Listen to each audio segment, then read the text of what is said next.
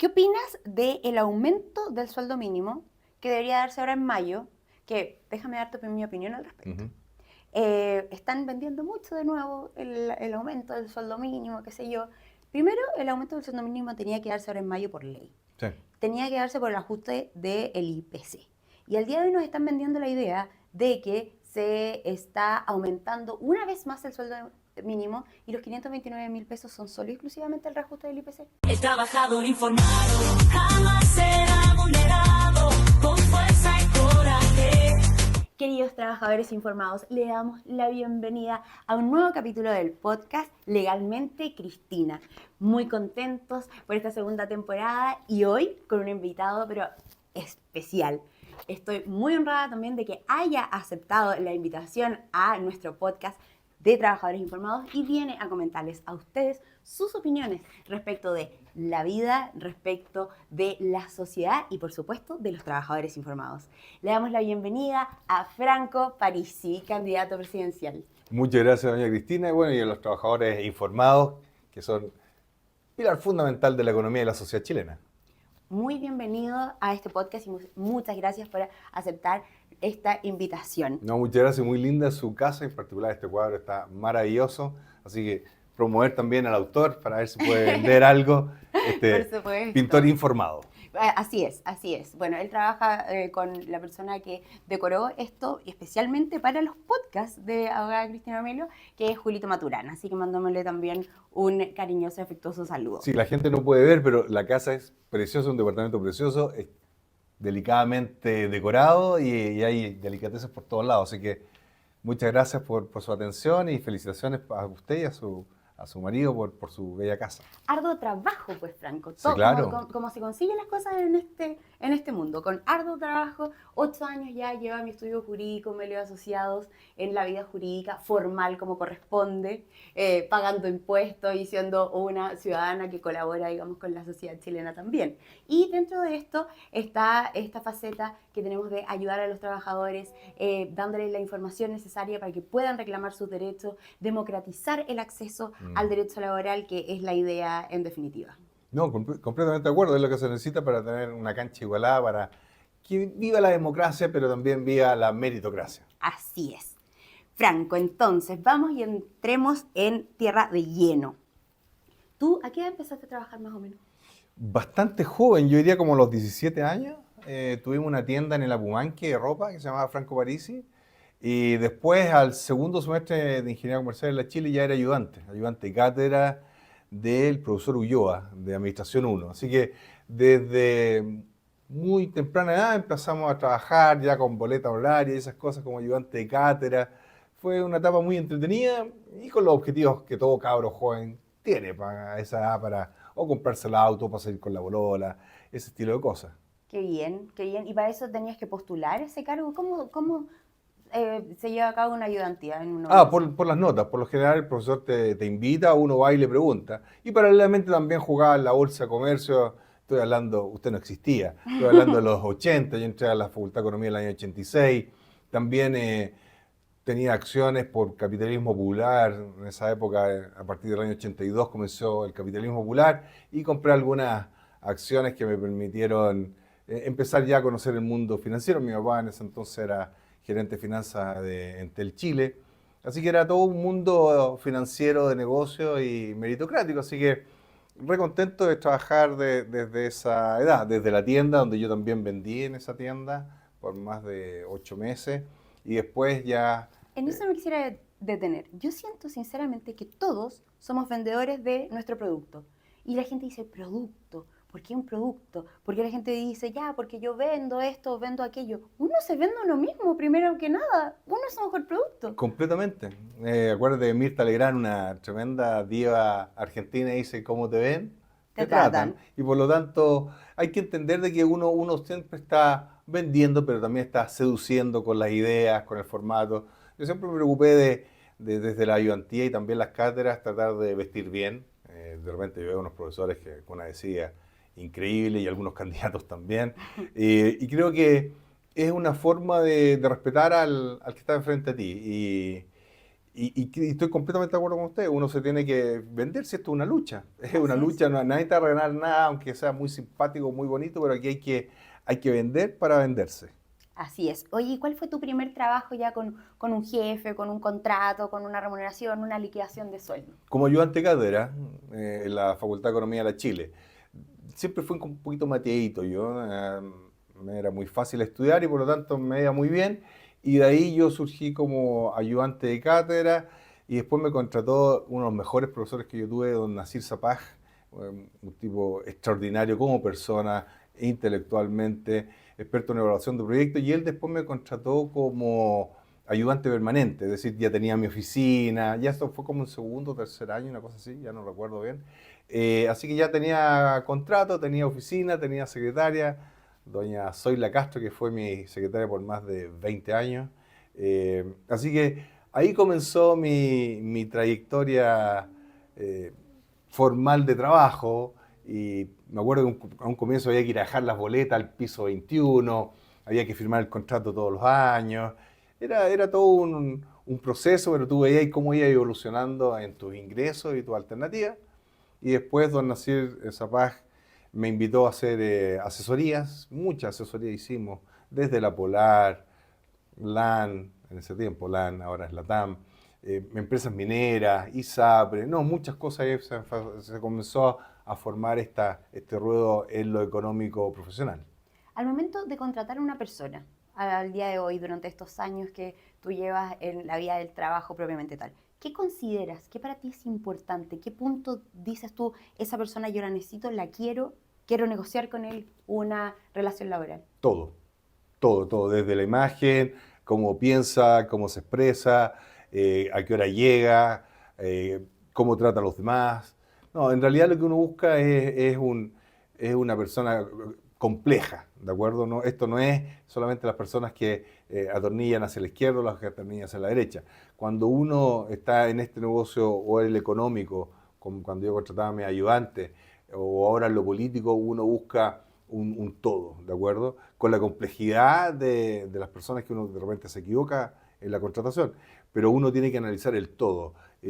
La meritocracia, yo soy muy pegado a la meritocracia. ¿Para qué te sirve? ¿En qué lugar tiene que jugar esta persona? No todos son buenos para todos y por lo tanto uno como profesor o como político tiene que identificar dónde poner las piezas para que el equipo funcione, ¿de acuerdo? Entonces, es bien compleja la dinámica, pero ahora, dado que tú puedes manejar qué redes sociales tiene la persona, cuáles son los ámbitos educacionales, puedes llamar sin ningún problema a los profesores, a los otros jefes, ya uno puede tener una visión un poquito más acotada, pero siempre pueden haber sorpresas. Valoras a un trabajador que tú estás tomando la decisión de contratarlo, no lo conoces aún, pero te hace una contraoferta, por ejemplo, de las condiciones de trabajo. ¿Te parece que eso es una persona inteligente, es una persona que me está dando luces de que va a ser más astuto o tú prefieres a la persona que inmediatamente acepta las condiciones porque eventualmente la necesidad tiene cara de hereje? No, yo creo que mi principal objetivo es que el tipo visualice lo que yo quiero de él. ¿Ah? Nosotros, por lo general, desde ayudante hasta gente que trabaja conmigo en la política y en los distintos trabajos que tengo, son gente que necesito que entienda hacia dónde se está apuntando. Girando la rueda. Claro, porque tú podés tener una buena situación de inicio en un proyecto, pero lo que uno dice y qué viene después. ¿Ah? No, a mí me gusta contratar a los futuros Alexis Sánchez, ¿ah? A los futuros Lawrence Goldberg. ¿Valoras entonces que tenga capacidad de visión y que pueda eventualmente hacer Sí, contrapropuestas? claro, sí, que tenga visión, pero más que nada que demuestre la cancha. ¿Ah? Hay muchas distracciones y unas graves preocupaciones que yo tengo, especialmente por los jóvenes, es que también no les gusta trabajar mucho, digamos las cosas como son. A esta generación.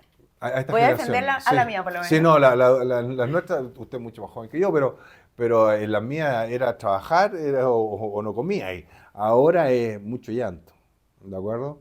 Y eso tiene que cambiar, ¿ya? Y yo creo que el presidente Boric y la generación del Frente Amplio en particular ha sido un muy mal ejemplo para las generaciones actuales, ¿ya?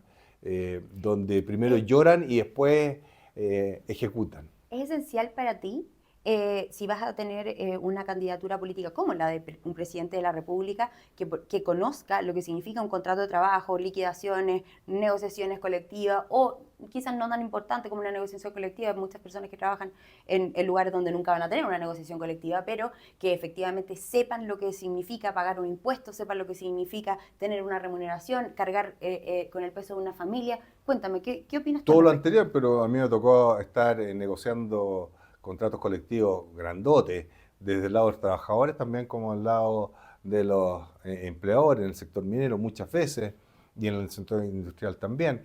Eh, pero sí se necesita tener un bagaje, porque los problemas son complejos, pero se necesita gente inteligente. ¿Ah? Por ejemplo, no necesariamente tú tenés que tener una vida muy difícil, con alto y bajo, pero puede ser un tremendo neurocirujano, ¿de acuerdo? Y lo va a hacer muy bien.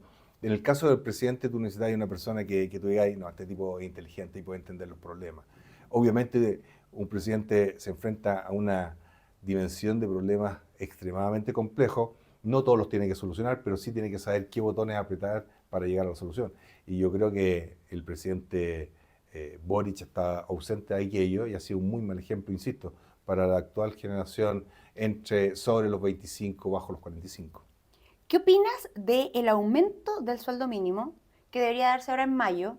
Que déjame darte mi opinión al respecto. Ujú. Están vendiendo mucho de nuevo el aumento del sueldo mínimo, qué sé yo. Primero, el aumento del sueldo mínimo tenía que darse ahora en mayo por ley. Sí. Tenía que darse por el ajuste del IPC. Y al día de hoy nos están vendiendo la idea de que se está aumentando una vez más el sueldo mínimo y los 529.000 pesos son solo y exclusivamente el reajuste del IPC. Sí, ese es el problema, que en Chile se abusan, los trabajadores tienen que ser trabajadores informados. Nosotros ya estamos cansaditos de este fenómeno de que todos se atribuyen alguna u otro incremento en el sueldo mínimo. Nosotros decimos, ¿por qué no hacemos un polinomio y lo revisamos cada 2 años? Mira, no es bueno lo que está ocurriendo, porque la CUT hace paros y se tira al suelo y son todos millonarios. ¿Ah? Los del CUT, ninguno recibe el salario mínimo. Son todos tipos profesionales del lloriqueo y profesionales del pedir y no trabajar. Nosotros creemos que ojalá que el sueldo mínimo sea mayor, pero yo veo que el trabajador está cada vez peor. Está cada vez peor en términos de que el sueldo no le alcanza, pero no le alcanza porque tenéis que pagar, por ejemplo, IVA a los medicamentos, IVA a la canasta básica.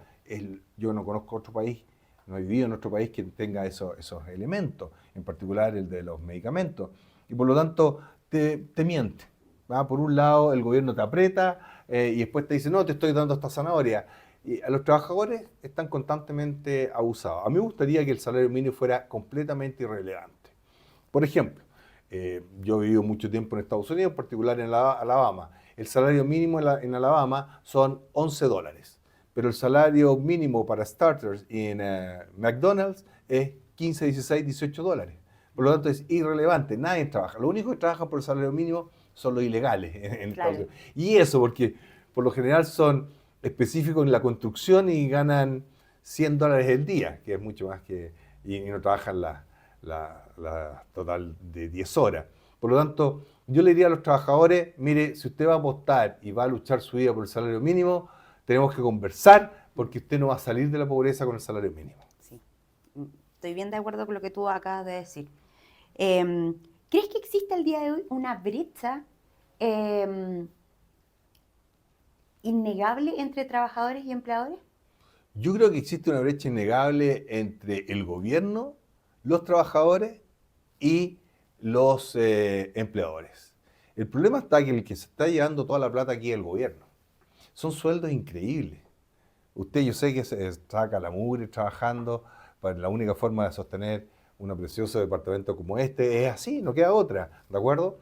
Pero yo veo que el que está llevando todo gratis es el gobierno y los operadores políticos. De hecho, estaba hablando hoy día con un empresario y me decía que estaba enojado conmigo porque yo hablaba de los cuiquitos de izquierda, los cuiquitos de derecha, pero y él se sentía cuiquito y decía, no, son los cuiquitos en la política, Claro. ¿de acuerdo? A mí me da lo mismo si eres cuico o no, pero te sacan la mugre trabajando, bienvenido sea. Pero en la política se está llevando la plata. Ejemplo, en el Ministerio de Cultura hay 161 periodistas. ¿Qué hacen esos periodistas? Obviamente nada. que hacen, por ejemplo... Yo espero que hagan algo. No, no hacen nada. Eso lo... Usted es optimista Por supuesto. y es generosa. Decido creer. Pero no hacen nada, ¿de acuerdo? ¿Qué van a hacer 161 periodistas en el Ministerio de Cultura? Absolutamente no pueden hacer nada. Yo creo que se pelean por ir a buscar café, ¿de acuerdo? Y eso está muy mal. ¿Por qué? Porque el sueldo mínimo que parten ellos son 2.300.000 y el promedio son 3.600.000, ¿de acuerdo? Entonces mi pregunta es, ¿quién se está llevando la plata? Se lo están llevando los operadores políticos.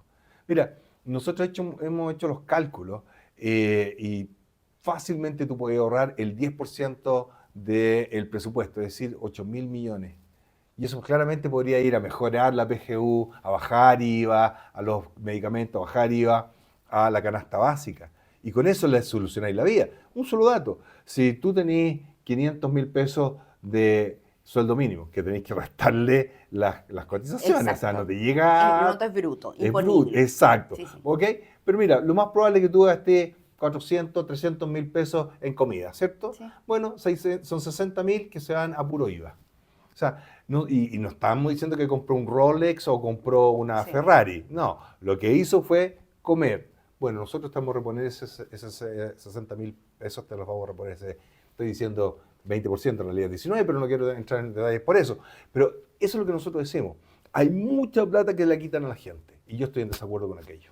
Al día de hoy, y esta es mi visión muy personal respecto a este tema, no debemos demonizar ni el punto de vista de los trabajadores ni de los empleadores. Estoy de acuerdo contigo si queremos demonizar al gobierno de turno. Sí. No hay problema con eso. Aquí, finalmente, los trabajadores informados no son políticamente correctos, Franco. Total y completamente lo contrario. Son políticamente incorrectos y están buscando una mejoría en sus vidas en específico. Pero, en definitiva, no podemos lograr una mejoría de los trabajadores si es que lo único que hacemos es demonizar al empleador, subiéndole los impuestos, imponiéndole más leyes. En la práctica, la imposición de mayores leyes, también ellos tienen que costear, por ejemplo, la ley Carín, que al día de hoy Sí. salió del bolsillo de los empleadores, el costear los procedimientos y todo eso que se pagaron al día de hoy, montos pero millonarios en capacitaciones respecto de la ley Carín, de estos que dicen que Sí. venden los diplomados de estas cosas. Pero bueno, en fin, no juzga a nadie, toda libertad No, de yo trabajo. estoy completamente de acuerdo con usted. Ser empleador en Chile está siendo cada vez más difícil. Sí. Y ser empleado cuesta más encontrar pega. Por algo tener un 25% de empleo informal. Y eso es muy malo. ¿Cómo hacemos hoy para tratar de levantar estos pilares que son fundamentales en la sociedad, tanto los trabajadores como los empleadores, de manera conjunta? Crecimiento económico. ¿Y cómo logramos eso? Porque los Muy- trabajadores informados escuchan Muy la palabra fácil. crecimiento económico. Crecimiento pero no saben. económico, aquí el que está llevando toda la plata del Estado. Mire, si nosotros bajamos el IVA a los remedios, que son los medicamentos, para que después no me pelen, el IVA a la canasta básica, mejoramos la PGU, bajamos el impuesto a la empresa a través del ahorro fiscal, aquí el problema es que la gente no entiende. Mientras más grande el Estado, más chico el bolsillo del trabajador y el empleador. Deje de decirle algo. Cuando el Estado gasta tanto y más encima se tiene que endeudar, sube la tasa de interés. Esto quizás no lo saben sus empleados informados, pero cada vez que la tasa de interés sube, el rico es más rico y el pobre es más pobre. ¿Ok? Es así de sencillo. Si la tasa de interés en Chile aumenta, anótelo, el rico es más rico y el pobre es más pobre. ¿Por qué? Porque el costo capital aumenta. Es decir, que tener una máquina vale más que algo, que puede ser incluso laboral. ¿Ok? Por lo- Enseñar a la gente, ¿cuál es el costo capital? El costo capital es la rentabilidad que te genera un activo. Por ejemplo, En términos más simples todavía, Franco. este departamento. Ya, bien. Usted tiene dos opciones. O vender el departamento Ujú. o bien arrendar el departamento. Que te dé frutos del debate. Exacto. Entonces, cuando la tasa de interés es más alta, Ujú. usted dice, bueno, yo tengo invertido esta plata, tengo que cobrar más alto el arriendo. Claro. ¿Ok? Sí. Entonces, dado que su salario es constante frente a una subida de la tasa de interés, el departamento vale más. Ujú. ¿De acuerdo? Porque el flujo del arriendo, reajustado por 1 más la tasa de interés elevado a n, va a ser igual al valor del departamento. De la forma que a uno le dice, oye, este departamento está caro o barato, es porque uno calcula el arriendo. Algunas veces te dice, no, conviene comprarlo o bien conviene arrendarlo. Eso es un desequilibrio de corto plazo. Pero en concreto, cada vez que Boric hace más asado, cada vez que Boric, Marcel y Toá contratan más gente, el gobierno se endeuda más. Por lo tanto, al endeudarse más, sube la tasa de interés. Inmediatamente, la gente de Cerro Navia, la gente de Ñuñoa, la gente de La Reina, la gente de Providencia, la gente que no es millonaria, es más pobre. O sea que no es un problema económico mundial. Se puede aplacar con simplemente... En este caso, ¿sí? sí, bajar el gasto fiscal. Mire lo que hizo Donald Trump. Donald Trump, estaban todos alegando, oye, mira lo que está haciendo, el escándalo que está haciendo. El tipo fue muy inteligente. Dejámoslo, ya se solucionó el problema con China. Pero Donald Trump tenía un tremendo problema para este primer semestre, esto para nuestros trabajadores informados. Tenía que negociar 9.000 trillones. ¿Ok? Lo dije bien.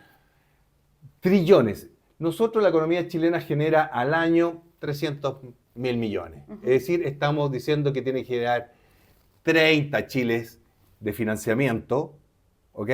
En un semestre. Entonces lo que hizo fue presionar a todo el mundo para bajar el crecimiento económico y que la Fed tuviera que bajar la tasa de interés. Y al bajar la tasa de interés, poder endeudarse y lograr ese financiamiento de los 9.000 trillones. Pero ¿qué es lo que logró? Que al bajar la tasa, baja el gasto fiscal. ¿De acuerdo? Entonces está ahorrando trimestralmente 100.000 millones.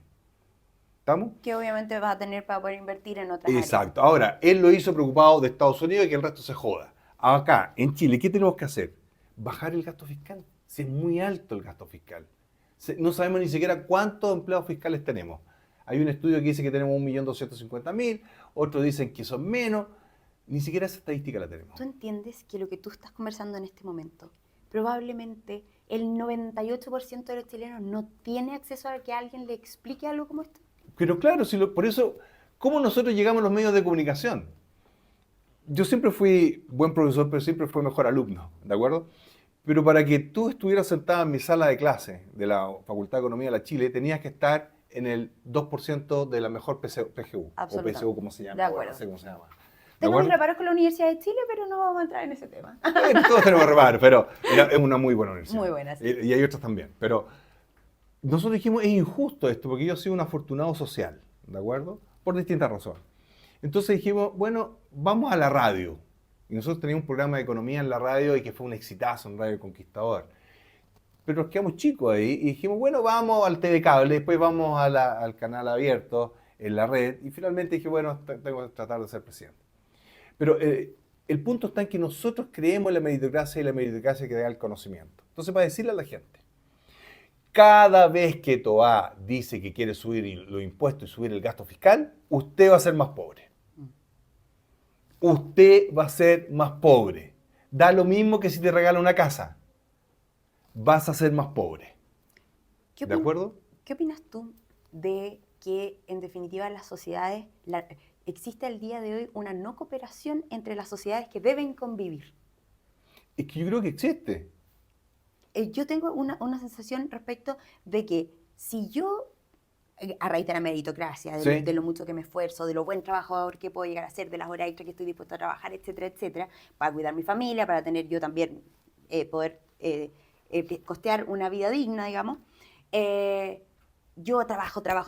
Y el de al lado, lo que busca no es también hacer lo mismo que tú, trabajar y con esa meritocracia también lograr Estoy vivir. de acuerdo con eso. Sino Sí, que sí. lo que busca es que ojalá tú te quiebres un pie, no puedas trabajar, estés igual que esa persona y en definitiva estemos los dos. Sí, a ver, deje explicarle, es un problema bastante complejo que existe en Chile, pero eso solo se sustenta en la medida en que ese mal elemento esté protegido. ¿De acuerdo? Por ejemplo, hay aspectos de la ley Karin que yo digo que son exageradas, pero hay otras que están muy bien. Por ejemplo, lo que ocurrió entre Marcel y Toá. Impresentable. Impresentable. Pero mira, me quiero detener más en la ley Karin. Me gustó Ya. lo que dijiste. Yo tengo una visión respecto de la ley Karin porque la veo todos los días y la estoy criticando desde el momento uno. Sí, Yo como abogado de los trabajadores. estoy de acuerdo, pero mi punto es, cuando tú abusas de la ley, estalla. Por ejemplo, ¿quién puede estar en desacuerdo con las licencias médicas? Nadie. Nadie. Pero se abusa. Estoy en ¿De desacuerdo con acuerdo? la gente que abusa y Listo. mata el sistema. Entonces, el problema está es que cuando se perpetúa el abuso en cualquier cosa, ya raya en la indecencia. Absolutamente. Quiero volver al asunto de los trabajadores, que el ejemplo que me ponía usted. El problema está que en Chile el trabajador vive con miedo y eso es lo que yo quiero solucionar. es cierto. Porque si el trabajador dice, no, mira, ¿sabes lo que pasa? Que el de al lado me está haciendo bullying, me molesta, me quita mi trabajo, tira la taza del café y no le puedo decir nada, se produce la frustración y obviamente va a venir el conflicto. O sea, Absolutamente. va a volar el puñetazo. O el tira de pelo si son entre mujeres. No quiero discriminar a nadie, pero Sí, sí. eso ocurre. Son hechos de la vida real. Nosotros queremos mejorar eso. Lo que ocurre acá en Chile es que todos vivimos con miedo, pero en particular los trabajadores tienen miedo a perder la pega. Y cuando lo peor de esto es que cuando observan algo, no lo dicen ni se quedan callados porque saben que lo van a echar. Nosotros queremos pasar una ley Cuéntame. para el aparato público, también como el sector privado. Ya, Delación compensada. ¿Ya? ¿Y de qué se trataría? Es que mira, es una ley gringa que a mí me encanta, que se llama If you see something, say something. Si tú ves algo, di algo. ¿Ok? Por ejemplo, acá estamos en Vitacura. Nadie me puede sacar de la cabeza que mucha gente sabía que el alcalde Torrealba estaba... El tronco Torrealba, sí. Estaba robando como gato de campo. Ya no es el alcalde. No, pero era. Pero ¿por qué nadie decía nada? Porque el que llegaba a levantar la mano, lo iban a echar. Claro. Y por lo tanto, ¿qué digo yo? En esa situación, si alguien delata, lo vamos a proteger. No lo puedes despedir por 5 años y te voy a colocar un trabajador espejo. La ley Cari no tiene eso. Es porque está mal hecha, porque está hecho con arbolitos que lo único que quieren es hacer escándalo. Entonces, si tú delatas y tienes un espejo, este tipo subió de sueldo, tú subes de sueldo, pero quiero ir más allá. Yo a este que acusó, te voy a pagar el 20% de lo denunciado. Porque quiero que te saques el loto. Porque quiero que denuncies también. Exacto, Porque pero ahora, ¿sabes lo que pasa? Si este delata, ¿qué va a pasar, cabros? Lo van a echar. Exacto. Y lo peor es que estos son desgraciados. Lo van a echar y no va a conseguir nunca más pega. Bueno, el día de hoy es lo que está pasando. Hacen las denuncias de la ley Karin, como la ley Karin no tiene una Protección, una delación Mira, compensada. si es que lo vemos desde un punto de vista más genérico, sí, tiene la protección de la garantía de indemnidad, que se supone que si una persona hace una denuncia ante la inspección del trabajo, uno tiene la protección. Pero la ley Karin está, la inspección del trabajo como la segunda opción, debería ser primero En la la empresa. investigación interna. ¿Y tú crees que con lo cagüinero y copuchento que somos se va a proteger eso? No. Y ahí Oye, se todos... despide al que denuncia. Mira, no nos pisemos la capa entre superhéroes. Superhéroes. ¿Ah? Todos sabían que Monsalve era bastante promiscuo y era bastante acosador. ¿De acuerdo? Me lavo las manos como Poncio Pilato porque no tengo Pero, idea de pero esos sí temas. sabía, de hecho, antes que saliera la denuncia por parte de la víctima habló con colegas. Con colegas, sí. ¿Estoy en lo correcto? Sí. Para que no la demanden a usted ni me No, demanden a yo mí. la apoyé desde el primer momento. Sí, Yo pero, siempre voy a apoyar. pero la señora, colega de la víctima, mi corazón y mis oraciones para la víctima, en que ella les comentó, ¿pero tú crees que se atrevieron a ir a decir algo? No. Nunca. Y todo lo contrario, le dijeron como...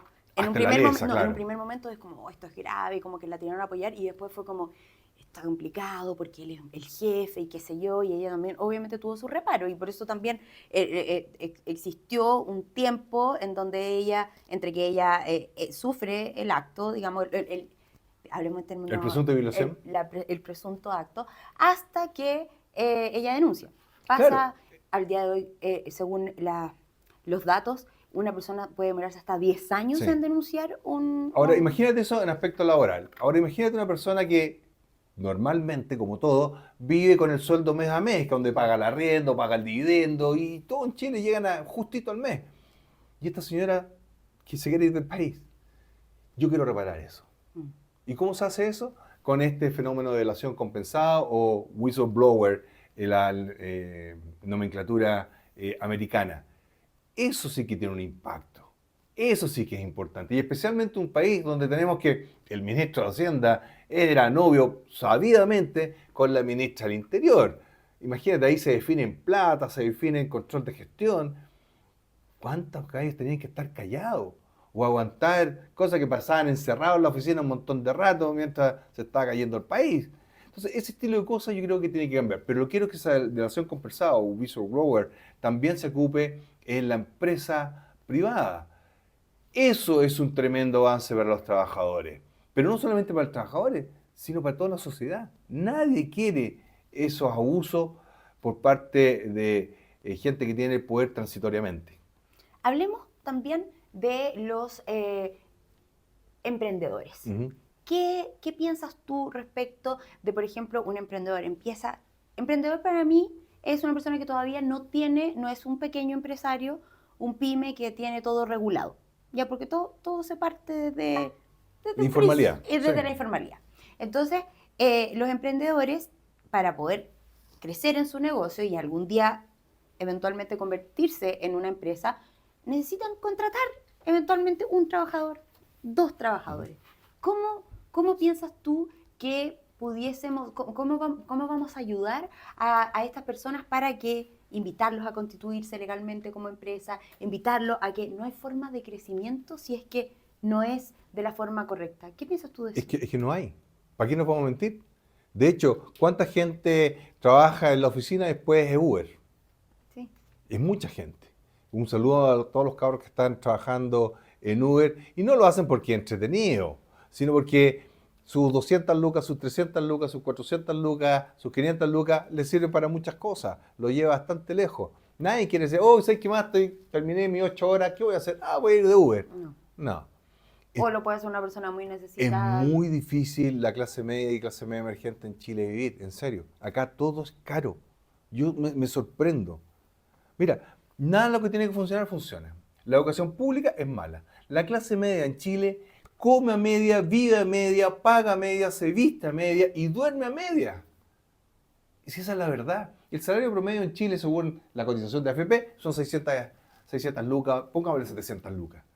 ¿De qué te sirve? No quiero ofender a nadie, pero no te lleva muy lejos. Un arriendo vale 300, 400 lucas. Podríamos decir que tú en tu candidatura lo que quieres entonces es ayudar a ambos sectores, tanto trabajadores como empleadores. Pero mire, yo lo que quiero ayudar a los trabajadores y a los emprendedores, pero especialmente a los emprendedores, porque un emprendedor me genera 5 empleos. Sí, claro. Y mientras más emprendedores tenga, tengo menos desempleo. Y al tener menos desempleo, va a tener que subir el salario sí o sí. Sí, y no lo ven, si aquí el problema está que tenemos un gordo, fofo, flojo, abusador, que es el Estado. Sí, ese es mi problema. Mi problema no es con los... Me encanta que a los empresarios les vaya bien. A mí me encanta que la gente tangibilice su esfuerzo. Es como cuando una trabajadora, cuando termina, va y se compra una cartera. Tú dices, pero ¿por qué se compró una cartera y la va a pagar en cuota? Es porque uno necesita tangibilizar el esfuerzo. ¿O por qué los cabros cuando trabajan el día viernes, cuando pagan, se van a comer una hamburguesa o tomar una cerveza? Es porque quieren tangibilizar el esfuerzo. Sí. Pero en Chile te lo están robando. Mm. ¿De acuerdo? Tenemos un montón de locales comerciales que cierran a las 7 de la tarde. Esa cuestión no es rentable. No es rentable. Y eso es culpa de quien elegiste. ¿Te das cuenta? Yo quiero que vuelva la bohemia. Yo quiero que si usted quiere salir a caminar con su marido por el parque, no tenga miedo, pero va a salir con miedo. ¿Crees tú al día de hoy que los trabajadores tienen miedo?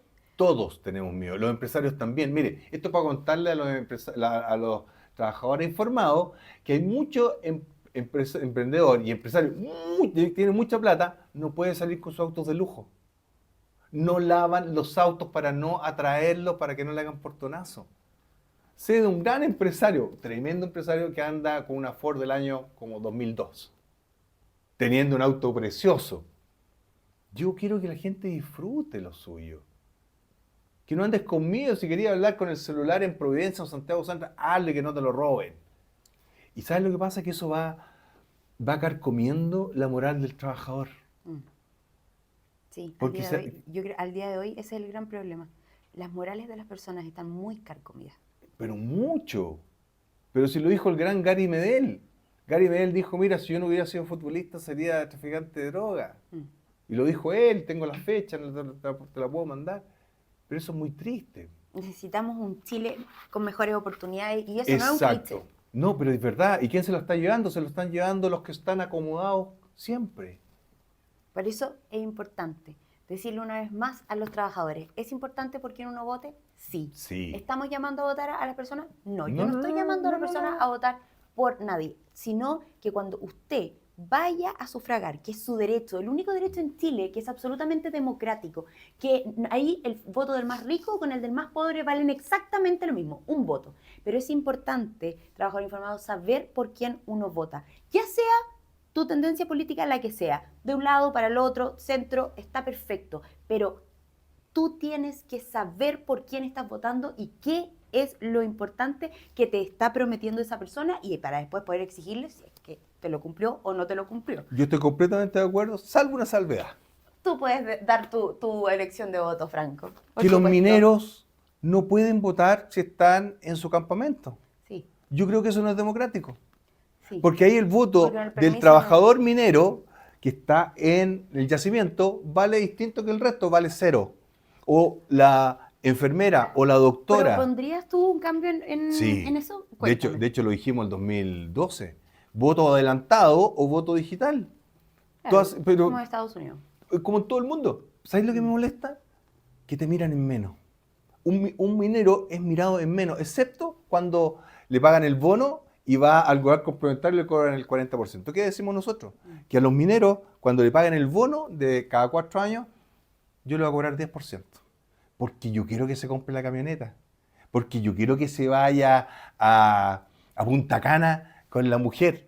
Porque yo quiero que agrande la casa o haga la piscina. Porque saca la mugre trabajo. Exacto, tangibilizar el Así esfuerzo. es. Mira, yo creo que en Chile le falta mucho cariño al trabajador, al emprendedor, al empresario, a la familia. Si hasta a los niños los tratamos mal. Bueno, pero vamos por más. Franco, ¿qué piensas de la frase ¿por qué un trabajador informado jamás es vulnerado? Porque la información nadie te la puede robar.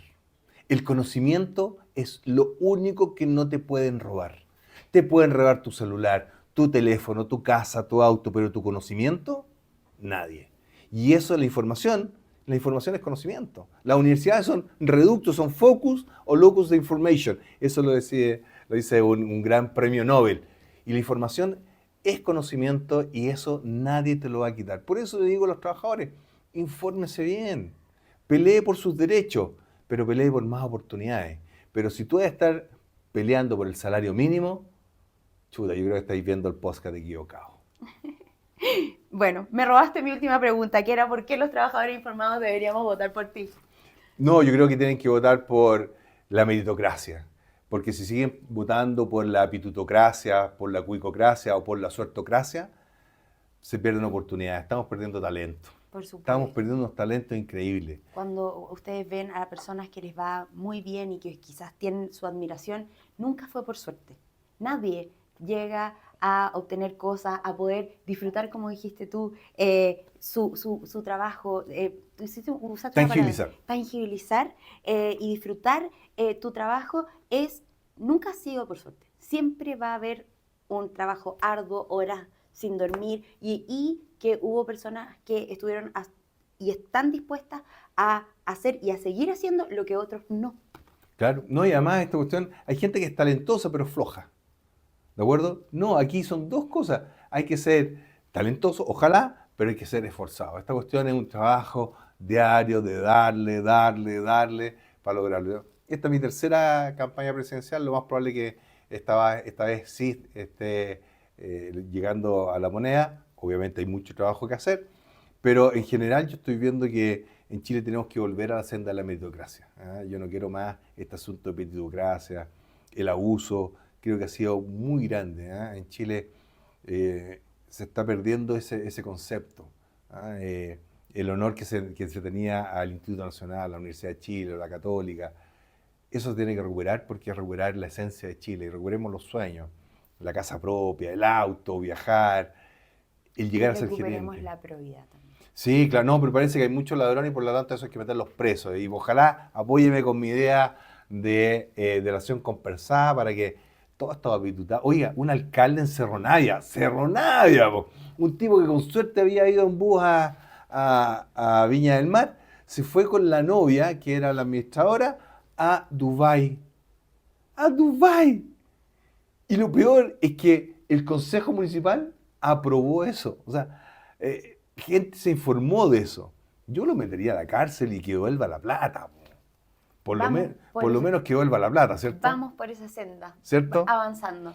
Muchas gracias, Franco, por aceptar esta invitación de los trabajadores informados. Muchas gracias porque te importaron los trabajadores informados y te diste el tiempo en esta campaña ajetreada que uno va para allá, para acá, para darle un lugar a ellos también y también mostrarle tus ideas, tus innovaciones y tu respeto, que eso es muy bonito, la gente eso busca también.